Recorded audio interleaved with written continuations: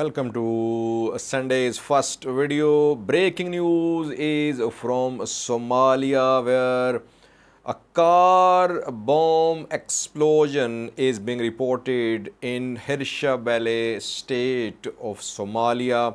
Unknown number of persons has been killed. The bomb explosion happened in front of a hotel where some members of parliament, regional parliament and regional ministers were staying. A second news story is about an Ethiopian journalist who has sought asylum in Netherlands, and this journalist is accusing Ethiopian state broadcaster of being racist. Allegations of racism has been leveled by this journalist against ETV, Ethiopian State Broadcasting Corporation, state-owned television channel. Thirdly, we have a new story about a beauty queen from Tigray. She contested several beauty pageants, but in November 2020, when war broke out in Tigray, she had to flee Tigray. Now, she is an asylum seeker in the UK, and she was interviewed a few hours ago by a news source, and there she described her horrific travel to UK in November 2020. Fourthly, Ethiopian National Defense Force a few hours ago released a statement about TPLF, Tigray People Liberation Front. ENDF says that TPLF is the only entity in the history of the world and history of Ethiopia which is playing both as a victim and as a warrior.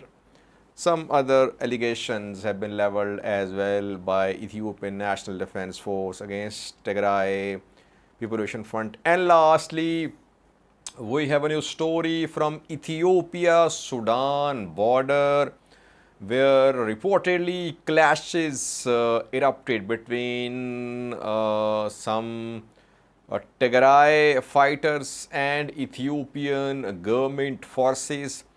A telecommunication service remained suspended in some parts of western Tigray close to Humera this week, which is a confirmation that there was escalation, armed escalation between Tigray fighters and Amhara regional forces, Ethiopian National Defense Force. Where did this fighting occur? What is situation on the ground now on Sudan-Ethiopia border?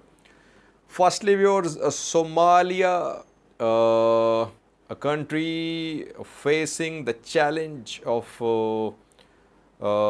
eradicating terrorism. Several armed groups are operating in Somalia, especially Al-Shabaab, Al-Qaeda as well. A car bomb explosion is being reported in a region of Somalia. Hirshabelle state of Somalia is the place where this car bomb explosion happened a few hours ago.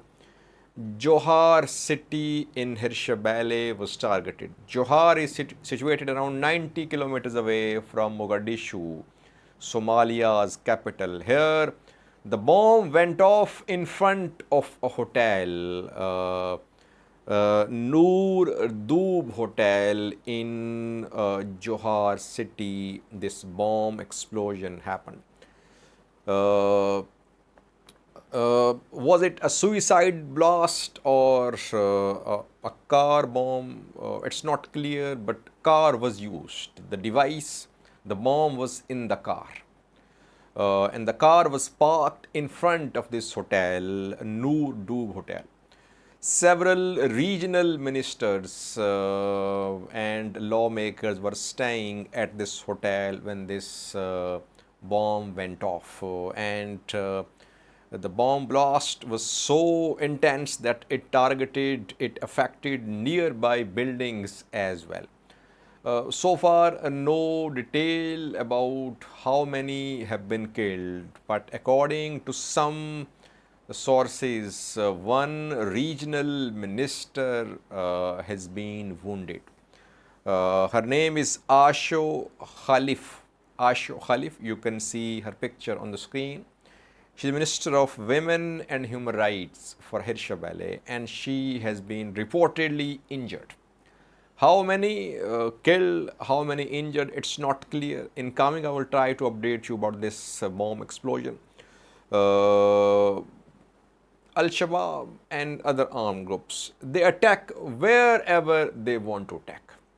We have seen attacks from Al-Shabaab on African Union bases as well. Mogadishu has been hit several times in the past. And some say traders, businessmen in Mogadishu, they pay money to Al-Shabaab and other groups in control of 1/3 of Somalia. And this eradication of armed insurgency should be the priority, first priority of Somalia's government. It is said that former President Abdullah Farmajo was not focused on countering and wiping out Al-Shabaab. Hassan Sheikh is claiming that he will not talk to this group and he will counter this group. But so far, he is being seen mostly in neighboring countries. After the completion of his foreign tours, let's see what he will do to counter the growing strength of armed groups in Somalia. Second news story is about an Ethiopian journalist who has leveled allegation of racism against ETV. ETV is Ethiopian state broadcaster. It was EBC, I think. Then its name was changed to ETV. Now it's Ethiopian state television. Name of this journalist is Imavayish Girma.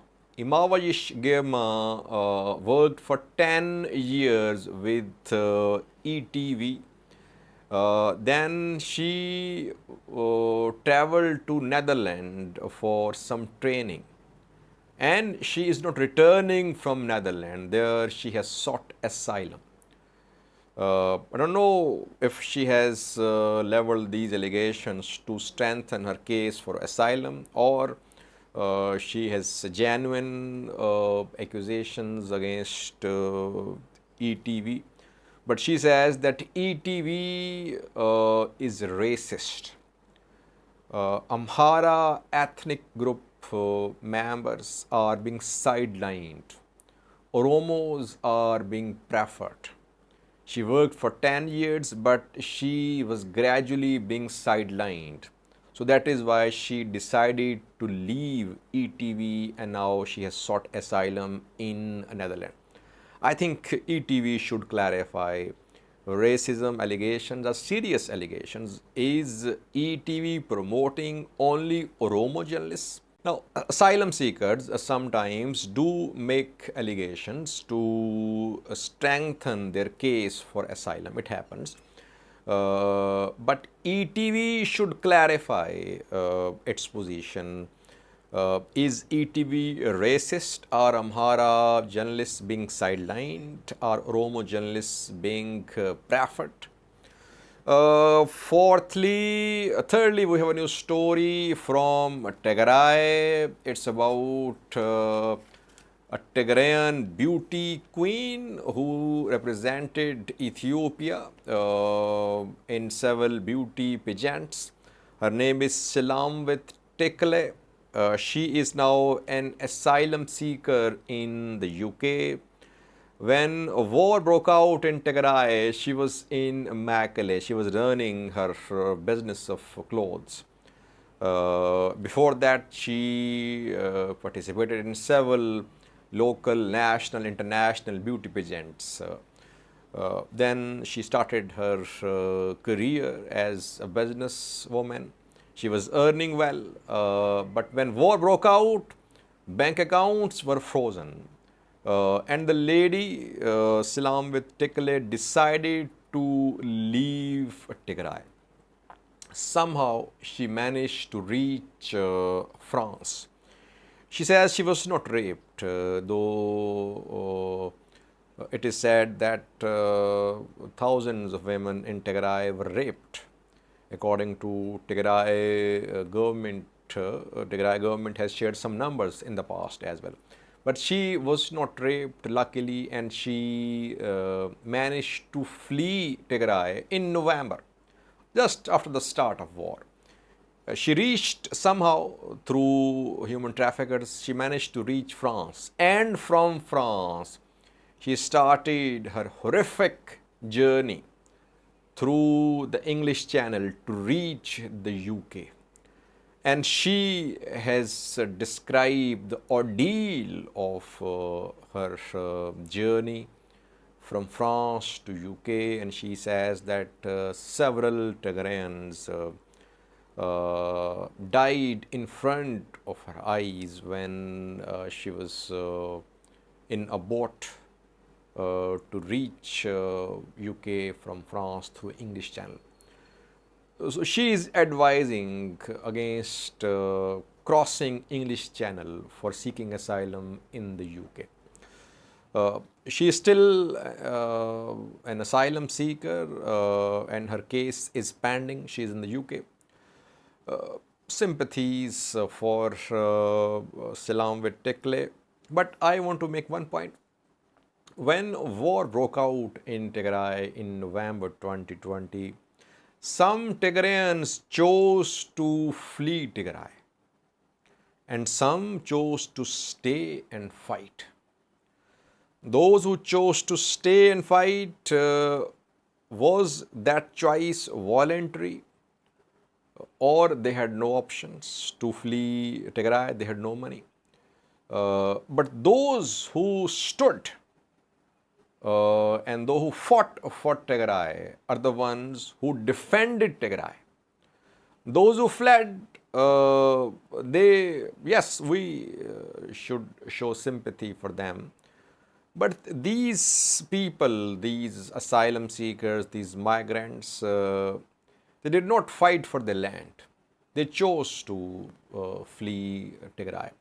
But yes, this Selamwit Tekle has gone through a lot. She has suffered the ordeal of her journey to reach UK. Fourthly, we have a new story which is a statement by Ethiopian National Defense Force against Tigray People Liberation Front. Firstly, I think that Ethiopian National Defense Force should not issue such statements. ENDF is an institution, it's an army. It should not address TPLF, which is a political party in Tigray. Communication should be between Tigray government and Ethiopian federal government. ENDF should not issue such irresponsible statements. That's my opinion. What is ENDF says? ENDF says that there is an entity which has mastered the art of being a killer and a crybaby. TPLF is both a killer and a crybaby.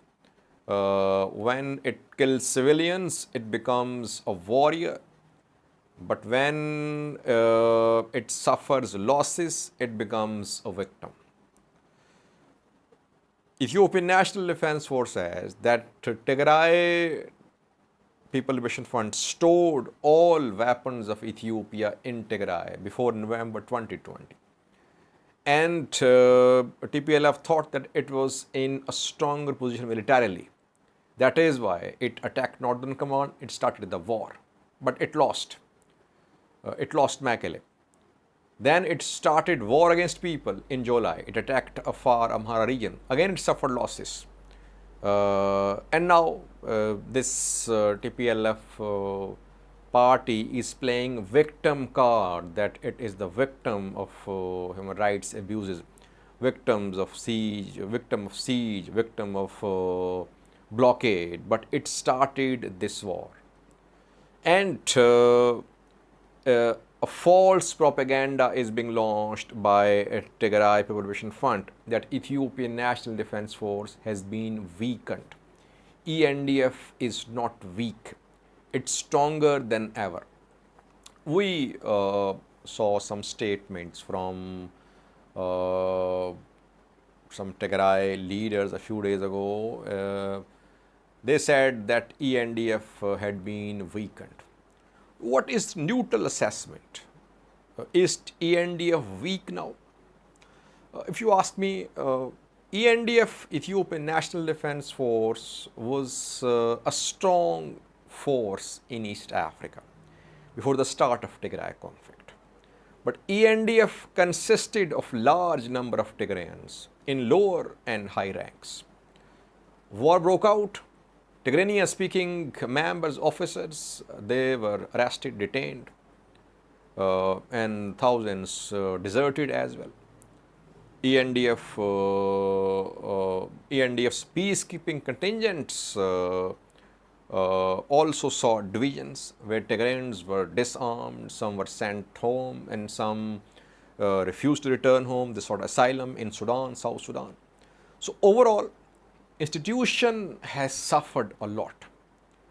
Institution is in the process of reorganization, restructuring. Ethiopian government is investing heavily in Ethiopian National Defense Force. New weapons are being purchased. We know that modern combat drones have been purchased, TB2s and winglongs. So ENDF was weakened, but in recent months ENDF has tried to recover. It is in the process of recuperation, recovery, new recruitments, trainings, Tigrayans out of ENDF, new weapons. So the process of recovery is underway, and Ethiopian government claims that this national army will be free of any ethnic color. Members of ENDF will be just Ethiopian, no Tigrayans, Oromos, Amharas. We don't know about the ethnic angle to the newly built Ethiopian National Defense Force. How many are Oromos, how many are Amharas or Tigrayans? Tigrayans are not now part of ENDF in large number. Large number of Tigrayans have already been sidelined. So a new ENDF is in the making. It will only be tested if there is a crisis, some armed escalation. Overall, we can sum up that ENDF was weakened last year, but now it is in the process of recovery. Lastly, viewers, a new story from Ethiopia-Sudan border where we see off and on clashes between Sudanese and Ethiopian forces and Tigray fighters and Ethiopian forces as well. Reportedly, this week there was fighting between Tigray fighters and Amhara forces. Ethiopian National Defense Force on Sudan side of Sudan-Ethiopia border. Through two sources, we have received this confirmation that Tigray fighters attacked some places, some areas in Barekht. Barekht is the largest Ethiopian settlement on Sudan-Ethiopia border. A few days ago, it was claimed that Sudanese forces had retaken Barekht, but Barekht is still under Ethiopian control, and this new escalation erupted close to Barekht. Tigray fighters attacked some houses, some facilities in Barekht. Was Sudanese army involved? We have no confirmation that Sudan army was involved. Fighting was between Tigray fighters and Amhara regional forces, Ethiopian National Defense Force. What happened? And was there any fighting apart from Bericht as well? Some say fighting was on two fronts, Bericht and close to Matimma as well. Matimma shares border with Amhara region of Ethiopia.